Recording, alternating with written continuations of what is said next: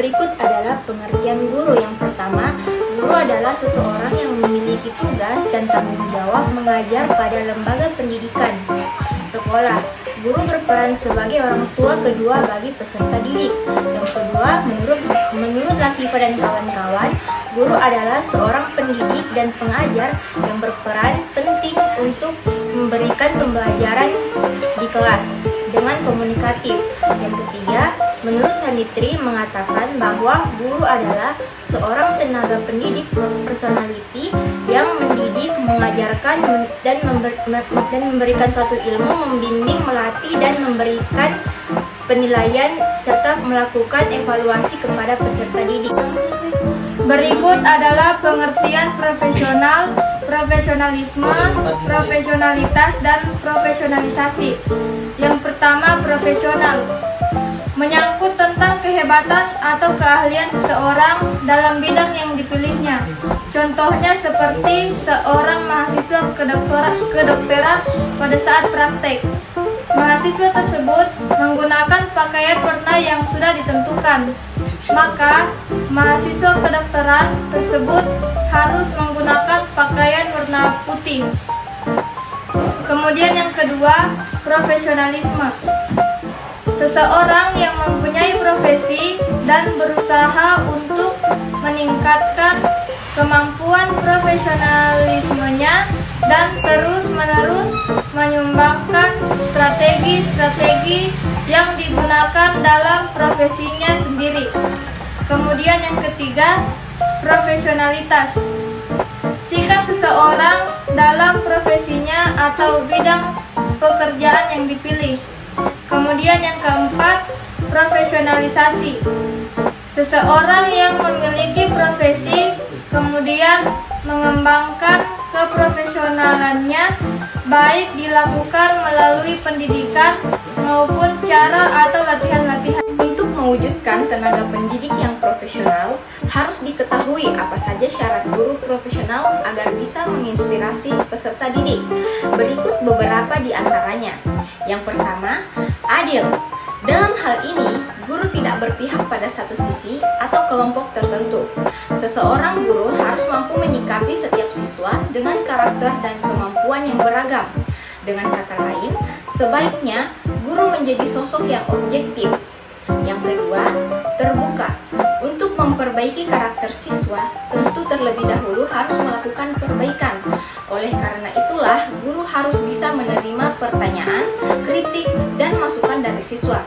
Seiring berkembangnya ilmu pengetahuan dan teknologi, guru harus bisa berpikir secara terbuka. Yang ketiga, bisa menjadi contoh. Untuk menjadi guru profesional, tentu harus memiliki pribadi yang mampu memberikan contoh baik terhadap siswa. Dengan menjadi contoh, siswa secara perlahan akan memiliki kesadaran untuk melakukan hal serupa. Yang keempat, bijaksana. Seorang guru yang profesional bisa bijak dalam mengambil keputusan, menyikapi maupun bertindak dengan demikian akan menghasilkan siswa yang lebih bisa menghargai dan menghormati guru di lingkungan sekolah. Yang kelima, fleksibel. Setiap guru harus memiliki prinsip baik dalam nilai keseharian maupun pengetahuan. Namun, dalam penyampaiannya harus tetap fleksibel agar bisa diterima dengan baik. Guru yang profesional tentu menyesuaikan dengan kondisi, perkembangan, sifat, kemampuan, dan latar belakang siswa. Seorang guru profesional tentu memiliki karakter tersendiri, sehingga mampu menyampaikan materi dengan baik. Asas pendidikan merupakan suatu kebenaran yang menjadi dasar atau tumpuan berpikir baik pada tahapan perancangan maupun pelaksanaan pendidikan. Khusus di Indonesia, terdapat beberapa asas pendidikan yang memberi arah dalam merancang dan melaksanakan pendidikan. Asas-asas tersebut bersumber dari kecenderungan umum pendidikan di dunia maupun yang bersumber dari pemikiran dan pengalaman sepanjang sejarah upaya pendidikan di Indonesia. 1. Tuturi Handayani, Ingarsa Suntulada, Ingmadia Mangunkarso. Asas Tuturi Handayani yang kini menjadi semboyan Depdikbud pada awalnya merupakan salah satu dari asas 1922, yakni 7 buah asas dari Perguruan Nasional Taman Siswa didirikan 3 Juli 1922 sebagai asas pertama. Tutwuri Handayani merupakan inti sistem Among dari perguruan itu. Asas maupun semboyan Tutwuri Handayani yang dikumandangkan oleh Ki Hajar Dewantara itu mendapat tanggapan positif dari Doktorandus RMP Sustrakartono, filsafat dan ahli bahasa. Yakni ketiga semboyan tersebut telah menyatu menjadi satu kesatuan asas, yakni Ingarsa Sung Tulada jika di depan menjadi contoh, Ingmadia Mangunkarsa jika di tengah membangkitkan kehendak, hasrat adalah motivasi, Tutwuri Handayani jika di belakang mengikut dengan asas. Yang kedua, kemandirian dalam belajar. Manusia pada dasarnya merupakan makhluk yang berdiri sendiri dan bertanggung jawab atas eksistensinya. Dalam kegiatan belajar mengajar sedini mungkin dikembangkan kemandirian dalam belajar itu dengan menghindari campur tangan guru. Namun guru selalu siap untuk ulur tangan bila diperlukan. Perwujudan asas kemandirian dalam belajar akan mendapatkan guru dalam peran utama sebagai fasilitator dan motivator, di samping peran yang lain, informasi, organisasi, dan lain-lain. Yang ketiga, pendidikan sepanjang hayat. Asas belajar sepanjang hayat atau lifelong learning merupakan sudut pandang dari sisi lain terhadap pendidikan seumur hidup. Pendidikan seumur hidup merupakan konsep karena itu UNESCO menetapkan suatu definisi kerja, yakni pendidikan seumur hidup adalah pendidikan yang harus meliputi seluruh hidup setiap individu, mengarah kepada pembentukan, pembaruan, peningkatan, dan sikap yang dapat meningkatkan kondisi hidupnya. Tujuan akhirnya adalah mengembangkan penyadaran diri setiap individu. Yang keempat adalah alam takambang jadi guru. Asas dalam takambang jadi guru berasal dari falsafah masyarakat Minangkabau. Falsafah alam takambang jadi guru adalah merujuk kepada sumber belajar sekaligus sebagai sumber ilmu. Ini membawa makna bahwa alam adalah sumber belajar dan dapat memenuhi keperluan pemikiran manusia terhadap melakukan suatu perkara diinginkan. Situasi ini dapat disamakan dengan kehidupan masyarakat Iban mendiami bersama alam dan menjadikan alam sebagai sumber belajar, seterusnya menyumbang kepada penghasilan ukiran yang mengandung motif dari alam flora dan fauna. Intinya bahwa alam sekitar dapat menjadi sumber belajar bagi kita dalam kehidupan. Menjadi guru bukan hanya sekedar mengajar, namun juga harus mendidikan nilai-nilai pada peserta didiknya. Selain pengetahuan dan kecakapan, terdapat beberapa sifat dan sikap yang harus dimiliki oleh guru dalam menjalankan tugas secara profesional.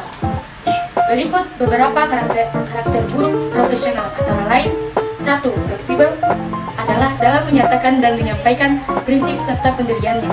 Haruslah fleksibel. Guru harus bertindak secara bijaksana, yaitu menggunakan cara atau pendekatan yang tepat terhadap orang yang tepat dalam situasi yang tepat. 2. Bersikap terbuka. Guru profesional harus memiliki sifat terbuka baik untuk menerima pernyataan siswa maupun dimintai pendapat dan mengoreksi diri. Dengan sikap yang terbuka akan memudahkan guru dan siswa dalam mewujudkan pembelajaran yang sesuai dengan ketentuan. 3. PK. Guru yang baik harus peka atau sensitif terhadap penampilan para siswanya. Artinya, guru harus cepat mengerti, menilai, atau melihat dengan perasaan terkait hal-hal yang diperlihatkan oleh siswa, baik dalam ekspresi wajah, nada suara, hingga gerak-gerik jalan napasnya. Guru harus bisa memahami apa yang sedang dialami oleh siswa. 4. Seperti diketahui, pekerjaan seorang guru tentu membutuhkan ketekunan, baik dalam mempersiapkan, melaksanakan, menilai, maupun menyempurnakan pembelajarannya di sekolah. Guru tidak hanya berhadapan dengan anak-anak yang pandai, namun juga kurang pandai.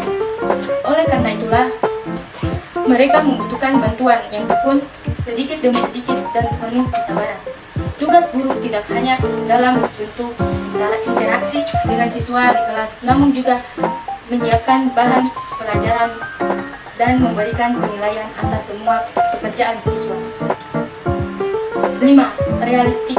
Karakter berikutnya dari guru adalah yaitu profesional, ialah mampu berpikir dan berpandang realistik, artinya mampu melihat kenyataan terkait kondisi setiap siswa di sekolah. Tentu setiap guru mengharapkan siswa memiliki tutur kata yang baik, memiliki perkembangan pengetahuan yang baik, dan lain sebagainya. Seorang guru bisa dikatakan profesional apabila memiliki ciri yang sudah ditentukan. Berikut beberapa ciri guru profesional antara lain. Yang pertama, selalu punya energi untuk siswanya. Guru yang baik menaruh perhatian kepada siswa di setiap percakapan atau diskusi. Dengan mereka, selain itu juga memiliki kemampuan mendengar dengan seksama. Yang kedua, memiliki tujuan jelas untuk pelajaran, bisa menempatkan tujuan yang jelas untuk setiap pelajaran, dan bekerja untuk memenuhi tujuan tertentu dalam setiap kelas. Yang ketiga, memiliki keterampilan mendisiplinkan yang efektif, memiliki keterampilan disiplin yang efektif sehingga mampu mempromosikan perubahan perilaku positif di dalam kelas. Yang keempat, mempunyai keterampilan manajemen kelas yang baik. Seorang guru profesional memiliki keterampilan manajemen kelas yang baik dan mampu memastikan perilaku siswa yang baik. Yang kelima, bisa berkomunikasi dengan baik dengan orang tua.